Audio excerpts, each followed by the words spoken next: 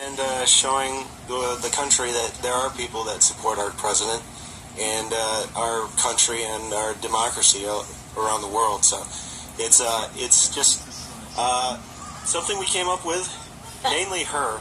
I'm not going to lie, she's the one who actually threw it out there. Audra, where did it come? I mean, where did this need for this come from? I think it was actually pretty funny. I can't even remember what I was watching on TV, but I got on Facebook and I was like, this stuff has got me wanting to march for our president. And I think it was Brad was one of the only ones that responded, and he's like, let's do it. And I'm like, really? He's like, sure. So we did it. We decided that we were tired of feeling alone. We were tired of feeling like people didn't understand why we had voted for our president. We were tired of being called racist and bigot all the time. Talk about that a little bit. You did mention something about about one of your kids going to school and hearing things. What exactly happened there? Well, obviously in our house we are huge Trump supporters. So my daughter has heard his speeches. She's heard us talk about what he has said. So she would go to school and maybe she'd hear something and she'd come home and say, Mom, I don't want to be racist. Mom, I don't want to be bigot. I don't want to be this. And I had to explain to her that's not what's going on. And then she'd go to school and say, hey, look, if you guys want to talk about this, let's talk about this. She's, an incredible 11-year-old. Oh, okay. She's 11, yeah. Wow. Yep.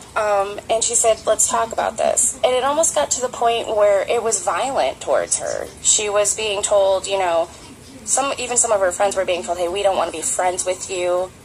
We don't want to be associated with you. You're racist. Which I find rather interesting because I myself, my grandma was an immigrant from the Philippines. She came over after World War II. My boyfriend is half black. I have a child that's half black. He's also Indian. So we're a, multicultural Sounds pretty family. diverse to me. Absolutely. Sounds like your household is pretty diverse. Absolutely. Yeah. So I think that was one of the things. Let me get this straight. This is a diverse family supporting the president.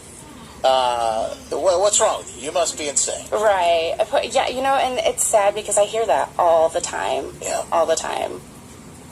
It's funny, though, because the story you just described will never be written about in the New York Times. It'll never be reported on CNN. And probably not even local news in a lot of ways, that your kid was going to school and in a sense being bullied for her conservative views, or just the fact. Let's not even say what the ideology is at 11. Who knows? But the fact that your child is saying, "Well, this person is the president, and I've been taught I'm supposed to respect and support the president." Absolutely. What do you make of that? I think for most of us, I think it's a situation where it is a double standard. Mm-hmm. It's become a double standard. We were supposed to just keep our mouth shut and just toe the line. Yeah. And with the past administration, now that we have a situation where it's the other way around, we almost have to be vocal about our support, because everybody, all the news agencies are not going to show it, are not going to show it for us. So it's kind of become where we have to start a grassroots. Tomorrow is the March for Trump. What time is it? It's on. It's at Rosa Parks Circle. No. Calder Plaza. Calder Plaza. Yes. Okay. Starting at 2:00. Okay. Running to about 5. Okay, so 2:00 to 5. What will take place when people come over and join in the festivities? We have a lot planned. We have some great speakers coming. We also have some bands coming. We also have decided that we're going to start a food drive. So it's going to be the Michigan March for Trump food drive.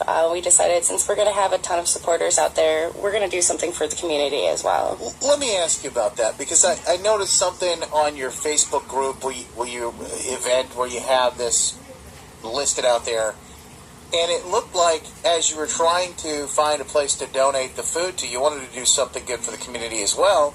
You were having a hard time finding a place who would accept your donations. Why is that, and what did you run into?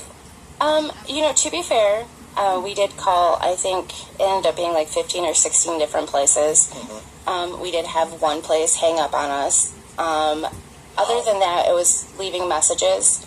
We still have not heard back from any of the other organizations that we did leave messages with.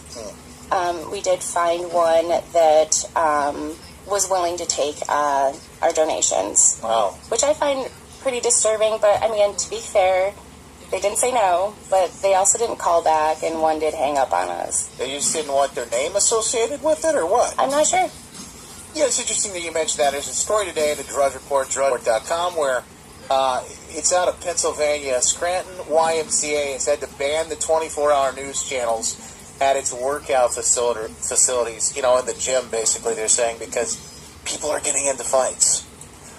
They're watching the news, and they're getting into fights. Now, I'm just curious as to what's going to happen. Are you guys going to, form a Cuban chain across the interstate? Some of these other marches and protests, we've seen that happen. or is there going to be some sort of different behavior and activity happening here? Well, we are definitely not going to be stopping traffic for any reason. My mom always told me not to be playing in busy traffic for sure. But mainly it's going to be about sharing our freedom of speech, being in that area, being in the Calder Plaza, and sharing with the people that share our beliefs, and not forcing it down someone else's throat. We're going to put a link up to this if folks want to find more about the March for Trump. Again, it's tomorrow, 2 to 5, Calder Plaza, and there'll be bands, there'll be speakers. It'll be a good place to come together and support the president, it sounds like, from all accounts. Where can they find this? Is it on Facebook? Yes, So just type in Grand Rapids March for Trump. They'll be able to find more information. How many people are you expecting, last but not least? Last time we looked, probably about 340 people are confirmed. Yes. And then there's probably about 600 that are interested. We'll keep an eye on it. Good luck to you. And at any event, thanks for being involved and just joining the conversation. Our pleasure. Our pleasure. Audra Lemons, Bradley Stockwell, the March for Trump. You can join the conversation online at woodradio.com and facebook.com/woodradio. John Bry's got the